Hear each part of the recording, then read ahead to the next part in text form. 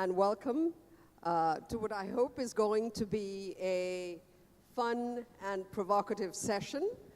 I know several of you are from the art world and may think you have the answers and you understand, but I think it's always important to explore the subject, and there may be many with questions about how art is developing the new expressions, etc.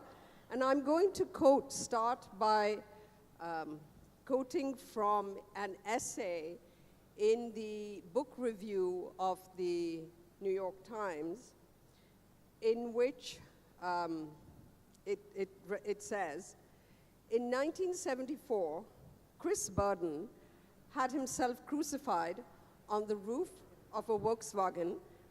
He was creating a work of art. A decade later, Hermann Nisch staged a 3-day performance in which participants disemboweled bulls, sheep, and stomped around in vats, mixing the blood and entrails with grapes. It was another work of art. Anna Mendieta, who had a retrospective at the Whitney last year, also decapitated a chicken and let its blood spurt over her naked body. As one commentator said, animals are not safe in the art world. And the author says, neither are artists. They have sliced themselves with razor blades, inserted needles into their scalps, rolled naked over glass splinters, and had themselves suspended by metal hooks and undergone surgical performance operations. I think that refers to artists that we know, not Marina Abramović.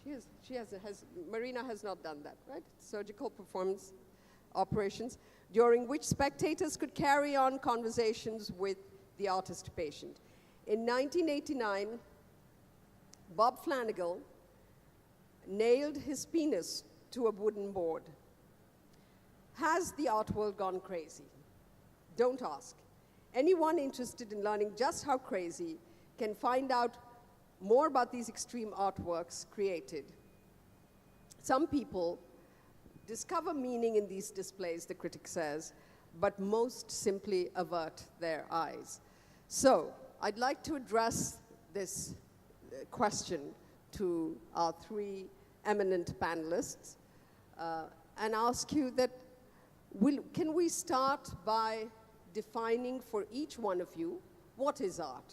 And how would you say that art, you would define it? And I'd like to give you then 5 to 7 minutes to talk about your particular practice in the case of the 2 artists. And Francis, if you can tell us a little bit about the practice at the Tate Modern. So can we start with you, Francis? Yes, good morning. Can I just ask the audience, I think it would be really interesting before we start the session to have a sense of how many in the audience are believers in art and how many are the skeptics. Believers first. Okay, skeptics? So we don't have many people to persuade, Tasneem.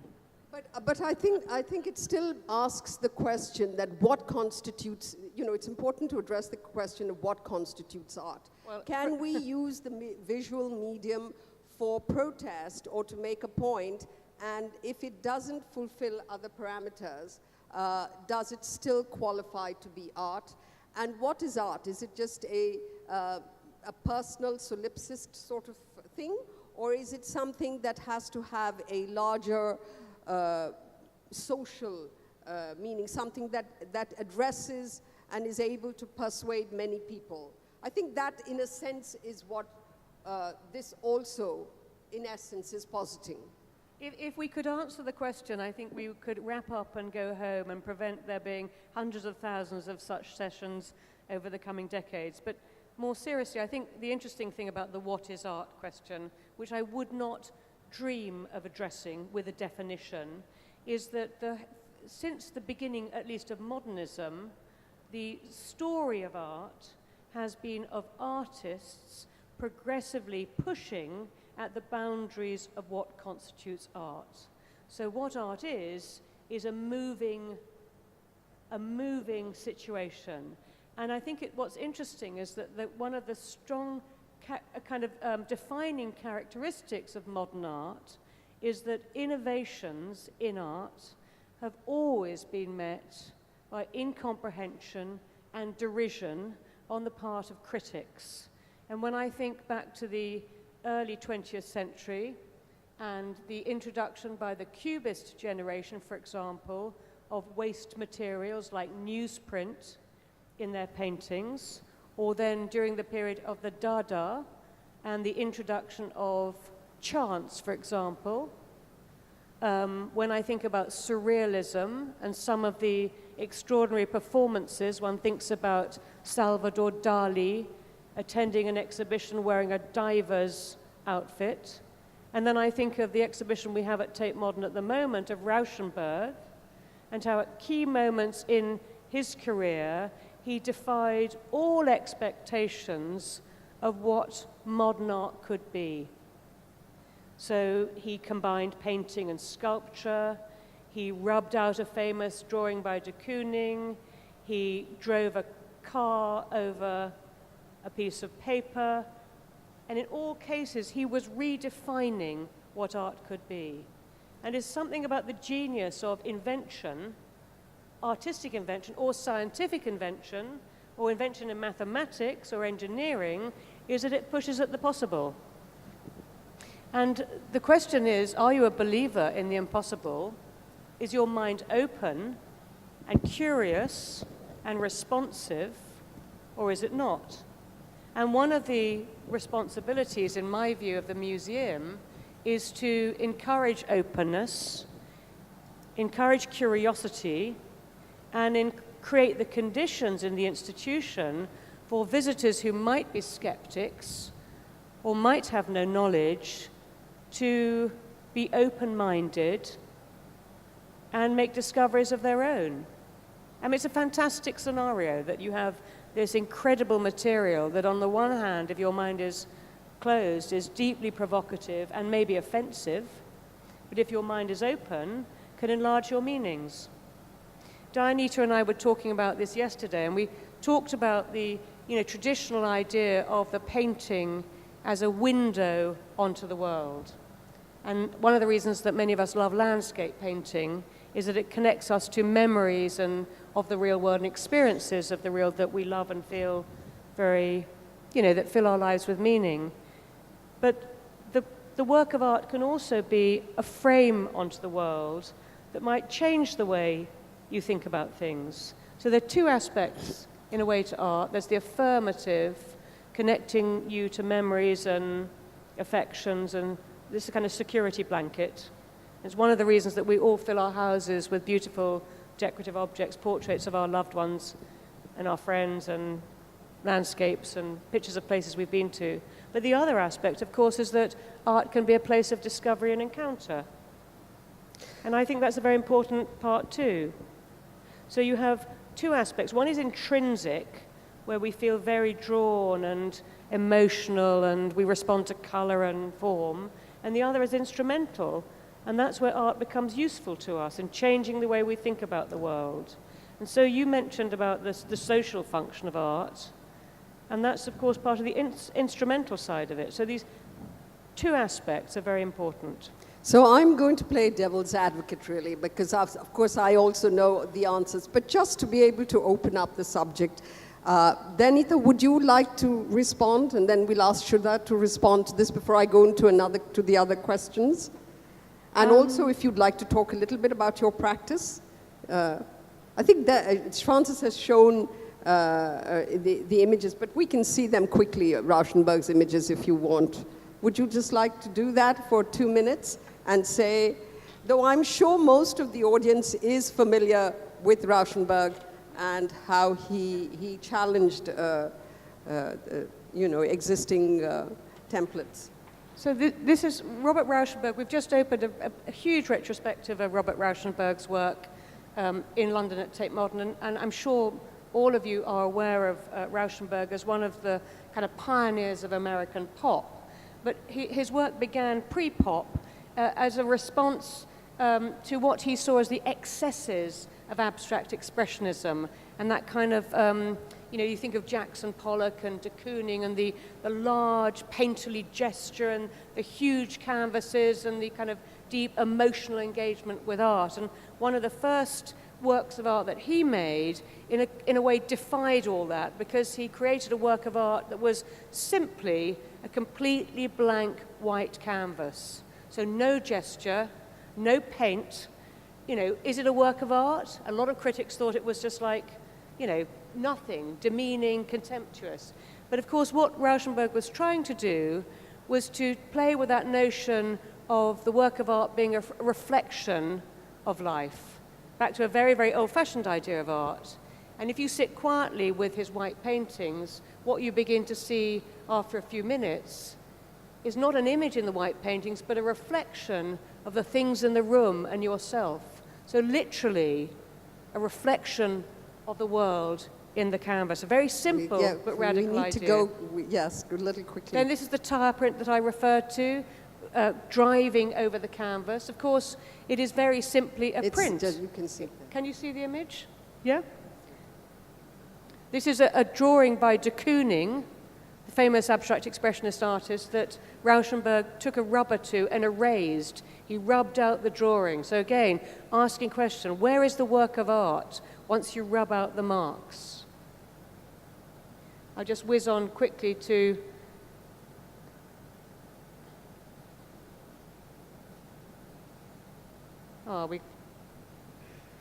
during the 1950s, Rauschenberg became famous for his combines, where he brought together aspects of sculpture and painting. A poor artist with no money working in his studio, he took the sheets and blankets off his bed and turned them into a canvas. Very famous early work. And then this is a work that he's fantastically well known for. It's called Monogram. He found this stuffed goat in a junk shop and added it to a canvas. So these at the time were very, very radical gestures. And at the time, what you're saying, these works, when he showed them, they were criticized. They were panned by the critics. Absolutely panned by the critics. And today, they're canonical works. Exactly. Yeah. So, great. Danita, sorry, we are restricted for time because we started late. Danita, would you like to respond, please, and talk a little bit about your work? And of course, Danita is going to have an exhibition at the Paudaji Lad, which starts on the 10th of December, and I hope all of you will come. Thank you. For me, art is very much, as you said, Francis, about really pushing the limits. And I don't know another medium in which I can understand the medium and then try to push its limits. Whether it has any significance to anybody else or not really doesn't matter, because that's not why one does it. So as a photographer, one could continue making photographs, and one knows how to make the photographs that will linger and resonate and all of that. But it's about really, can I push the limits of how we encounter the image, how we engage with the image, how we carry the image to our home? Can the book become the exhibition? To me, the book is the museum. So my obsession, as I'm sure all of you in this audience know, I don't even think I need to show the slides really, is really the book object. And so, as you know, I made Center Letter. There are people in the audience who may not know. So for 2 minutes, why don't you just quickly, can we have Danita's presentation, please? Okay, so while they put that on, for me, art is very much the world of the imagination, really, as Francis had said. And it's about how do we encourage that world? In photography, for example, let me speak about the medium I know best. We tend to tell the full story in the photograph, and we are not leaving space necessarily for the imagination in the journalistic kind of photography, which is fine because that has one purpose. But I think photography is so much more. Photography can really be telling us about things for which there is no words, where there is no language. And that to me is when an image is really successful. Now, image successful is not enough. What is the form that it's going to take? What does it push in my expectations? I want to constantly push till I drop dead. I will constantly be pushing the form of the image and the form in which you receive the image. And if nobody comes to the exhibition, and if nobody wants to publish my book, nobody wants to do, I will still continue doing it. It's wonderful if you all came to the opening, but even if you didn't, I still will be there opening and closing my museums, moving my books around, pushing, maybe designing something new right there.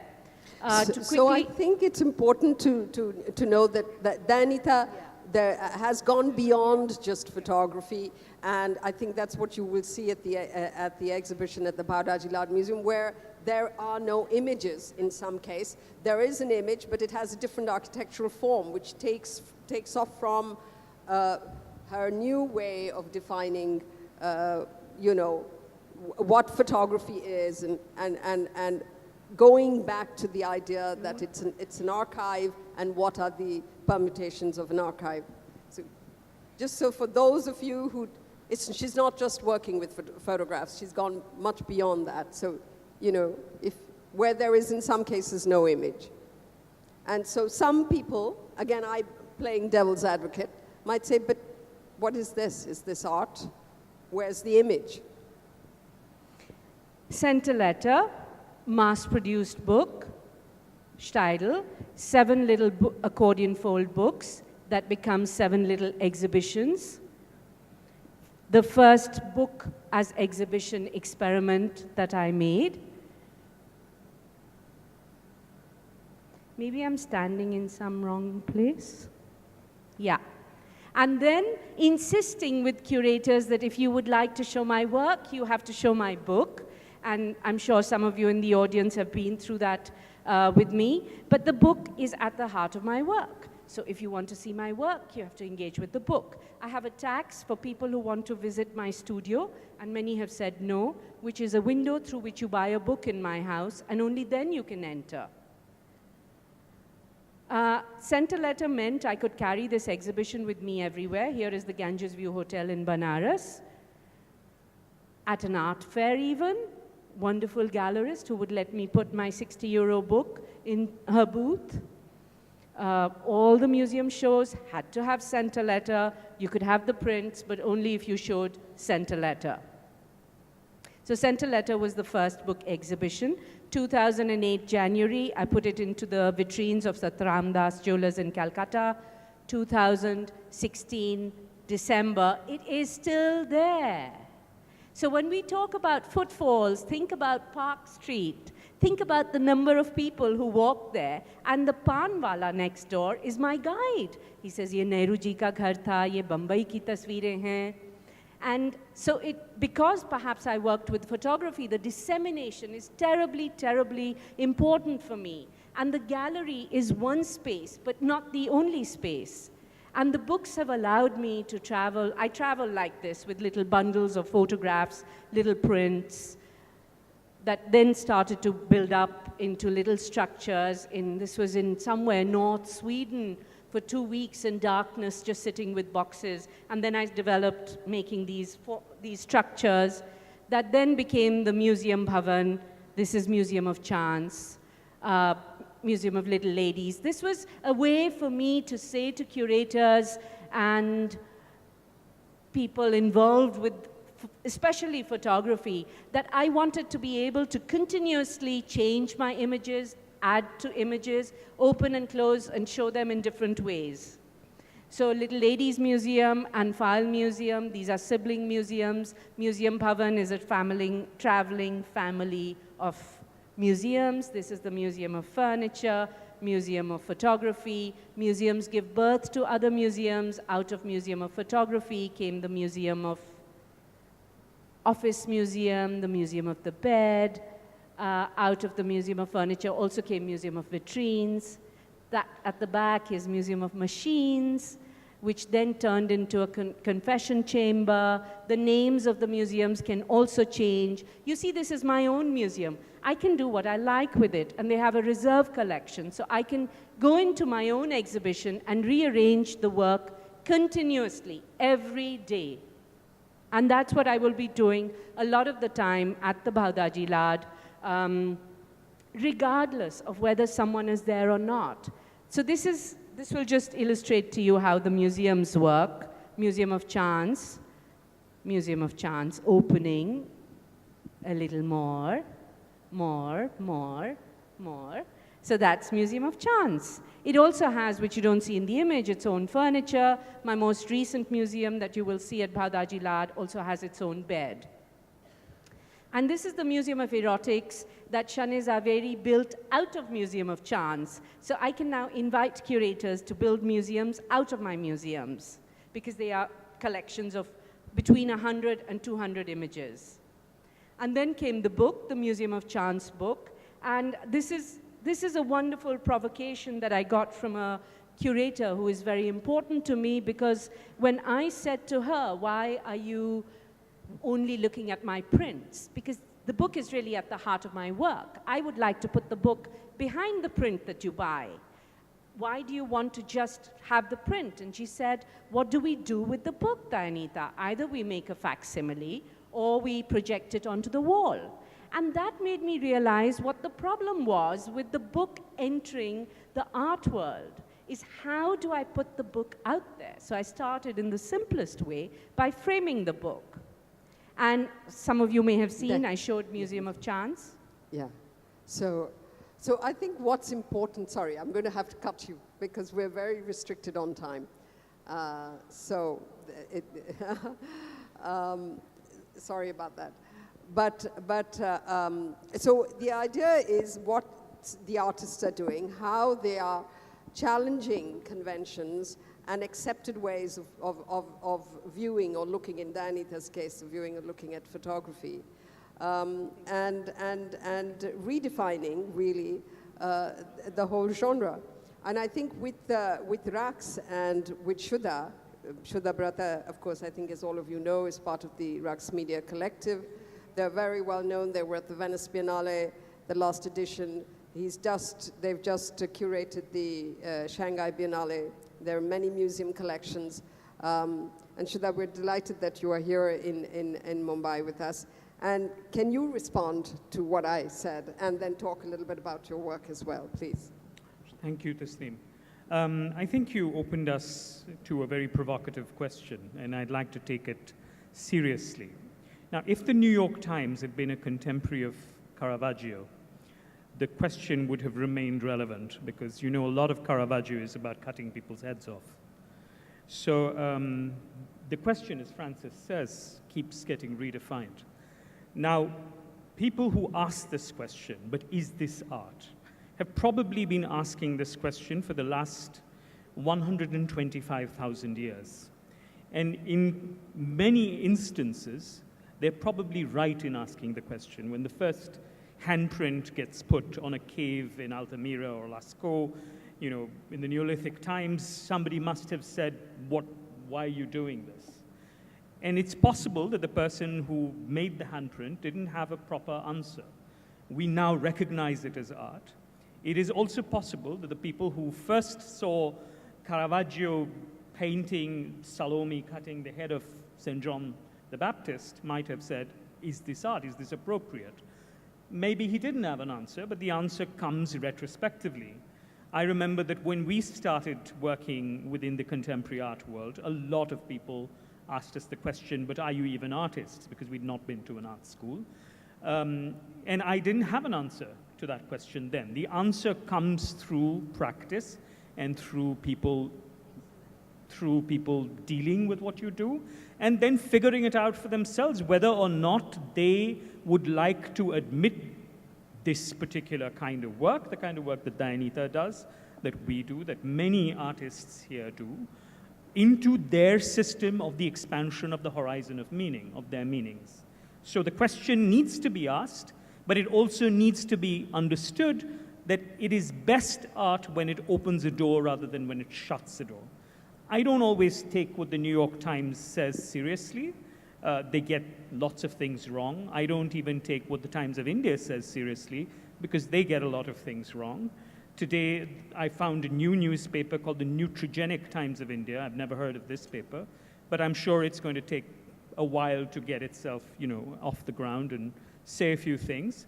But if we were to rely on what newspapers, and I'm really addressing the decline of artistic writing in newspapers and the popular press, because I think it's a serious issue, it does mean that actually sometimes these forums close down the conversation by asking this question, what is art, rather than open it up.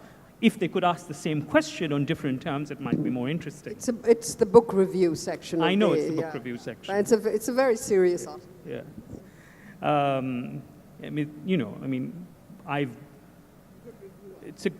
It's a good review article, but I think we can even ask of the best minds whether what they're doing is opening up a conversation or closing it down. That said, I want to return to the possibility of giving an answer. So just because we have limitations of time, I'm going to read a portion of a text that we've written. What is art? Perhaps it has to be defined in terms of artistic actions. Without an artistic act, it's impossible for us to speak about art. Now, what does it mean to act? To act is to give expression by means of a deed to a will. It is the carrying forth of agency by deed or speech or expression or sign or phatic move from within a person to a place outside herself, between himself and others. People act either of their own free will or under the influence of others or under compulsion. Whatever the case may be, the artistic act remains an intelligible gesture, something founded on a motive, something that can potentially be misread. And I think it's very important. It's very important that works of art be misread. And sometimes the misreading gives us a more amplified meaning to the work of art. I mean, I know that with our work, it often gets misread, and because it exceeds the intentions that we put on it. And sometimes the misreading does not subtract, but adds meaning to the work. So I'm quite happy with works being misread in that way.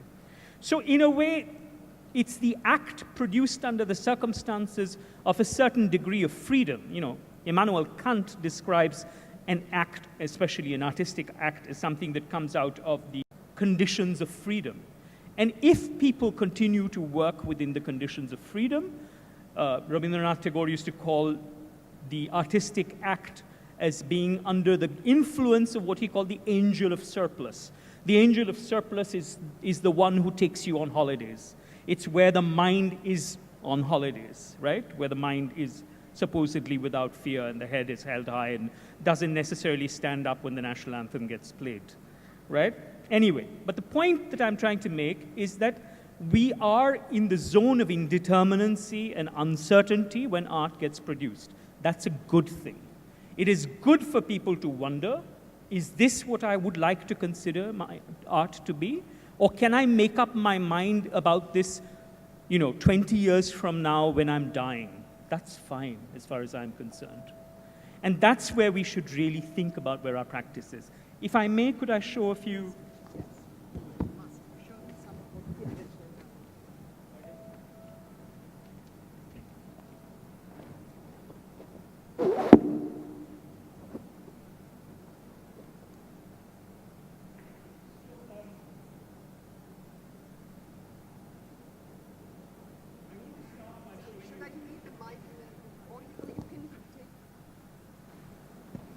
Okay, I want to start by showing you pictures of a donkey, a camera in a desert without a cameraman, and a person taking a survey of the landscape. We've always called this a self-portrait of the Rux Media Collective. And it's important for us to think about this because it's this act of crossing an unknown road to an unknown destination, of leaving the moment of taking the picture and of taking a survey of the landscape, which for me represents what is actually artistic action. And if one takes that, then what we do, for instance, as Rux, is basically have a continuous conversation.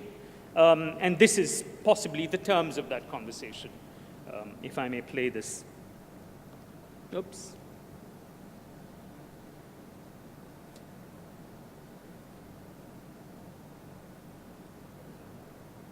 I'm sorry, I'm not used to working on this machine, so things go wrong.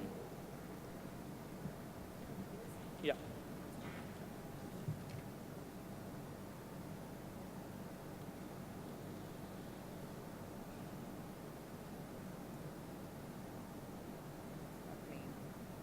No, it's, yeah.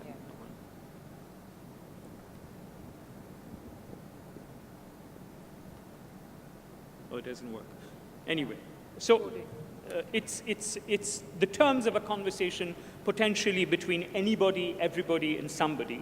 And the conversation gets restaged a lot. Here, for instance, it's in a metro train in a Korean town. It gets restaged in other ways in a museum. It gets restaged as a carpet on which people can sit. It gets restaged as a carpet on which people can sit and have a conversation. So because we are a collective of 3 people, what keeps us going is the fact that we continuously disagree with each other, and it's the conversation and its continuity that produces the artistic practice.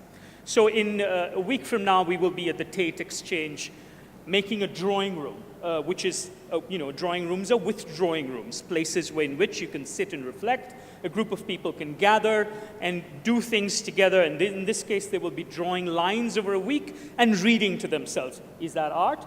I don't know, and frankly, I don't care. As long as people think, enjoy themselves, have a great time reading and challenging each other with what they do, I am satisfied.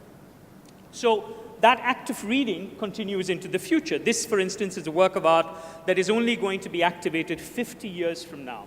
It's a time capsule. It contains a letter and various other things that we've written to the daughter of my colleague, Monica, and she will open, that's her, that's the letter to her.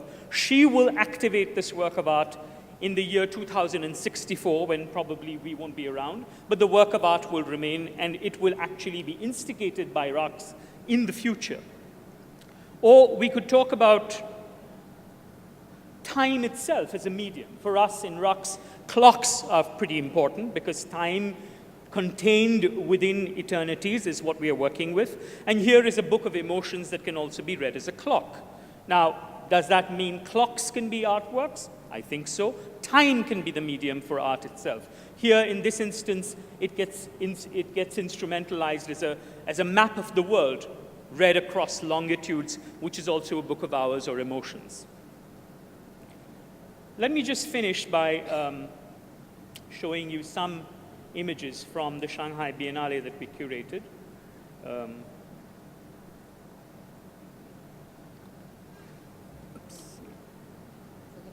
Yeah, can you just scroll down? Please scroll down. Sure. You want to miss on slides? Yeah, just go ahead. Yeah? Keep going ahead. These are all different works that do different things. I mean, here, for instance, is an orchard with gardens, where the work of art consists in the spelling of a newspaper, as well as the scent of oranges. Trees, which become forests of words, a seascape, which becomes a way of thinking about tears and salt and the human condition, and as we go down further. Yeah, go down further. Just keep going. If we can go back right up to that image. So this is a work that for me is quite interesting to think about. It's the work in Venice Biennale. It's called Coronation Park, and it takes its name after the space in Delhi called Coronation Park, where there are relics of former British Governor Generals and monarchs. And placed in the Avenue of Nations in the Venice Biennale, it looked like as if it belonged to a certain kind of way of thinking about the past. A very famous Indian collector, whom I will not name, sat on one of these structures and asked me, "Where is your work?" And I told her, "You're sitting on it." And then she said, no, this can't be your work because I've been coming to Venice for the last 10 years and it's always been here. Which for me was great, because she dismissed the fact that it was a work of art by pointing to her imagination actually playing this work of art in its monumentality into the past and as well as into the future.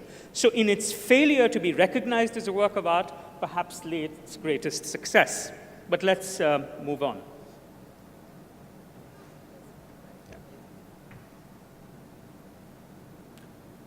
These are images from our show at National Gallery of Modern Art, which was heavily overpopulated, as you can see, and a lot of people came to see the show, not because they were coming to see art, but because they were going to have really interesting, fun conversations with each other in the presence of objects and ideas and things that they could engage with. So now, finally, I come to the Venice Biennale, to the Shanghai Biennale. Obviously, I can't recognize the work that we do ourselves. And this gives you an indication. That's the line on the opening day, and I believe that it's staying like this for a while now. About 9,000 people on the first day, not all of whom are art connoisseurs, not all of whom are interested in the question, but is it art? But the reason they come to a museum has something to do with the fact that what the Biennale says to them, which is, why not ask again, perhaps appeals to the kind of uncertainties that we're living in the present world. It's a time in which we have more questions floating than there are answers. And that's not a bad thing as far as I'm concerned. So if a museum addresses and gives weight and consideration and patience to the idea of people asking questions, then I think they feel respected. They feel that they're not being considered stupid, they're not being talked down to, they're actually being addressed as people who are equally uncertain as artists themselves. If artists are asking questions and don't have answers, it only gives agency to the fact that a lot of us do not have answers to the things we're talking about. And perhaps that makes for a situation where looking at a spider web here, for instance, in Thomas Saraceno's work, can be a meditation on the nature of the universe itself. Or a dismantled boat by the British artist Graham Harwood and Matsuo Yokokoji, or a wave, or strange forms of life that populate a museum, or a pendulum that swings eternally, indexing the Earth's rotation and talking to a sort of suspended asteroid. Various ways in which art provokes us to ask questions. Let me end with this image, which is in the Shanghai Biennale, an image that actually the Times of India did talk about. This is by the artist Vinu Vedekut from Kerala, not very well known, from a very different kind of subaltern background, who actually made a work of art which was a tree, a dead tree, on which there were sickles, which represented both a moment of repose or rest from agricultural labor and possibly dissent, a strike. What does it mean to say that a strike can be a moment of repose? Yesterday, I got delayed by 8 hours because my plane didn't fly. Everybody said it's because of fog. That's not true. The reasons planes did not fly yesterday was because airport loaders were not paid the day before because there's no money to pay them with. So they took a little step back. They took a moment of repose and said, we're going to take our time loading all the aircraft, so deal with it. And I think in itself, that waiting, that huge pressure in Delhi and Bombay airport produced a fantastic work of art. Thank you very much. Thank you, Shudha. That was a wonderful way of answering the question. And I'm going to move on quickly to another aspect of But Is This Art, which is art criticism. Harold Rosenberg, the critic of the New Yorker for many years, said, art criticism has become a shopping guide. James Elkin, in his book, What Happened to Art Criticism, says that he spoke to 230 art critics and reviewed their work, and he said most of them do not want to pronounce judgment in this new world where anything goes. And he's basically says that art critics have become voiceless, that they take refuge in philosophy. Now, please remember that I'm being devil's advocate here as well. They take refuge in European philosophy or in other intellectual theories to support what they're saying, most of which is inaccessible to a larger audience. There's a kind, in the sense that there's a kind of symbiotic relationship between these artists who do these sort of extreme works, one might say, if you want to call them, again, just being provocative, and the art critics who support this kind of, this sort of work. How would you respond to that? Let's start quickly with Francis, then Danita and Shuda, and then we would like to open it up to the audience. Well, just very simply, we have two artists on stage this morning, both of whom make work that is part of that debate about is it art? And they have both spoken in very simple, compelling, and straightforward terms without recourse to theory or philosophy about their art and this context. But they may not represent the artists no, that but we... let me finish. You know, there are good writers and there are bad writers, and there are good critics and there are bad critics. It's as simple as that. And let's, you know, hope that people can speak eloquently in straightforward terms about complex things. There's no problem about doing that. So, of course, you know, I'm absolutely in favor of very, very straightforward, transparent, direct words. Works of art, you know, then it's a cliche to say they speak for themselves, but it's very difficult to translate the work of an artist into words. And the act of translation is an act that requires extreme sophistication, but it doesn't necessarily require complication. Anita, would you like to sort of address that, or you want to skip it? And then Shuda, would you like to, you addressed it somewhat. I take the question of art criticism very seriously, because I think art critics have a great responsibility to bear to bring audiences and works of art in contact with each other, and particularly the form of art criticism that takes place in the popular press. For me, that's the most important site of engagement. I used to remember a time when I was growing up where the Economic Times had the most fantastic art page in the country, and probably in the rest of the world. Now, the Times of India group, in its wisdom, thought it fit to close down that arts page. And I remember the editor, Sadanand Menon, being a person who initiated someone like me, a teenager, into thinking about art because I read the Economic Times, which I didn't read for anything else but for the art page. Now, what did that do? I think it expanded the place that art has in the world. And I'd like to take a little one, just 2 minutes, to talk about that place. The place that art makes in the world does not have to be a palace, a prison, or a promenade. It can be a culvert, a conduit, a detour off a highway. Off the highway where speed reigns, where the grand procession marches on the spot very fast, forever not really going anywhere. It can be that valuable, that vestibule, that shortcut or secret passage that turns in the labyrinth that gets us from here, wherever here is, to there, that tantalizing lighthouse on the horizon. The place that art makes in the world is a departure lounge for a time-traveling expedition. It can take us to the future as easily it can take us to the past, or sideways into the other worlds concurrent, here, now, inside or outside, but unknown to our own.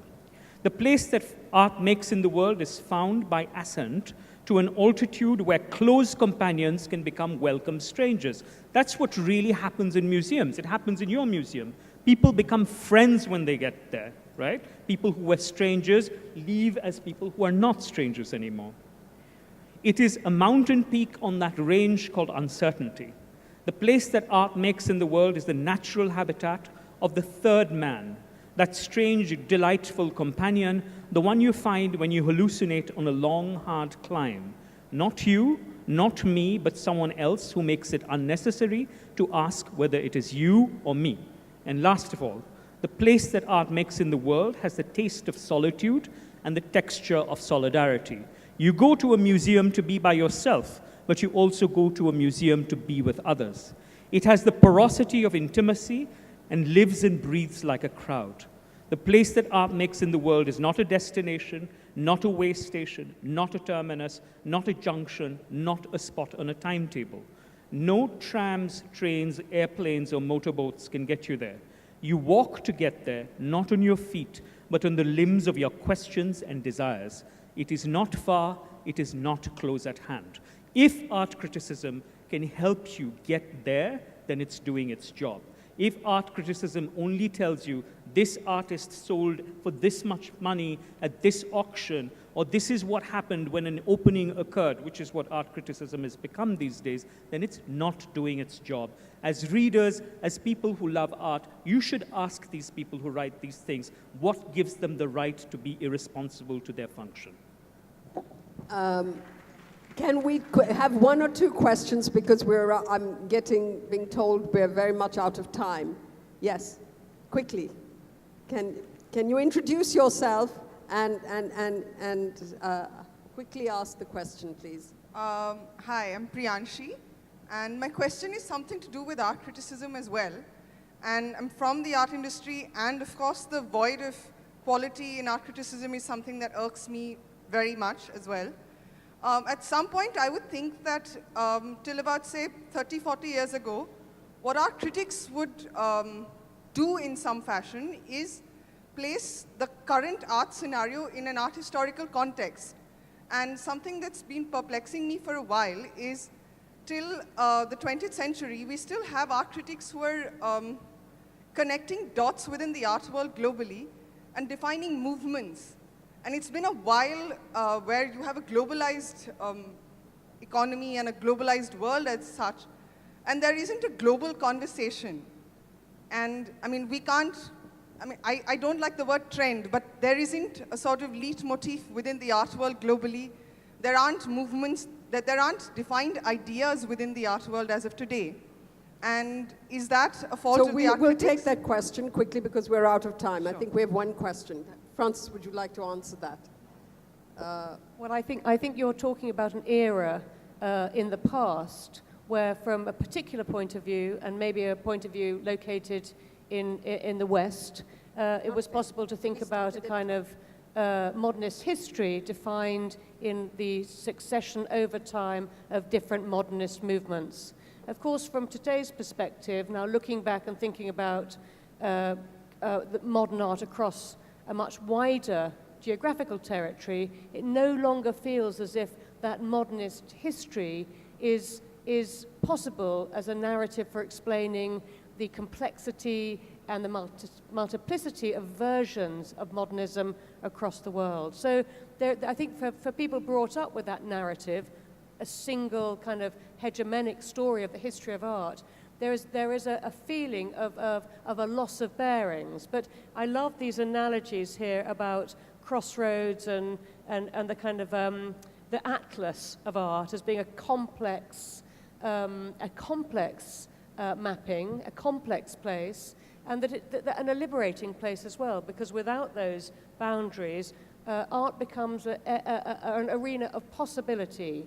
And so losing the security of the route map also opens up this scenario where many different options and positions in art. Right. One more question, and then we have to. Last question. Does anybody have a compelling question? Yeah, Suruchi.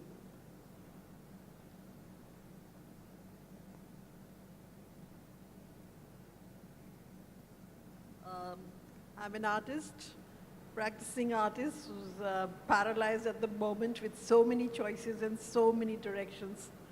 And I feel we have come to the boundaries of pushing all these directions away and coming to our own stillness. And can you address the question? Yeah, so I want to ask just one simple thing. Has all art become just words? Has all art become poetry in words? Has all art become just experience that must not be expressed? So if we are expressing something, we have to come to a basic framework, which is eyes. We experience with our eyes, we feel with our heart. It has to be a question, not a exposition. Have we come to only words? The question. The Do you need a framework to be able to interpret? To be experienced in words only. Can art be Shudha, would you like That would make a fantastic exhibition, and I'm sure some artists have done that, where you just have the explanation of the artwork. Okay. Thank you very much, friends. We're going to have to end at that. We're out of time, and thank you.